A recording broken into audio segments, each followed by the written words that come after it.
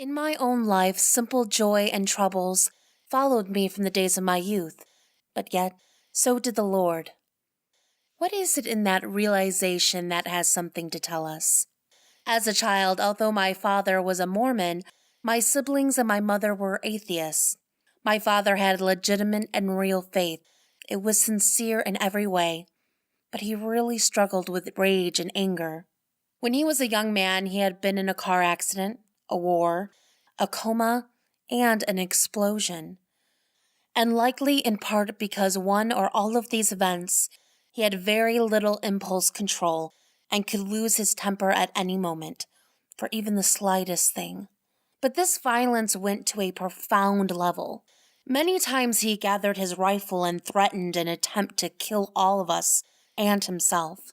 The police had to intervene many times, but every time he was taken to a hotel and allowed to return home the very next day.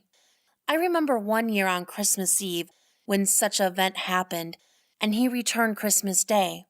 As I stood before the amply decorated Christmas tree, I heard the familiar sound of my father returning home after a similar event, and I froze in terror. And there was always the unique irony with my father, that he was a brilliant mathematician, a scientist. He had played a role in the development of rocket science, radar, and artificial intelligence. What a contrast to his inability to handle daily life at home. But we also lived in times where this type of behavior was more accepted from men than it is now. Going back to the beginning when my memories begin to surface, I remember a playful childhood with my brother and sister.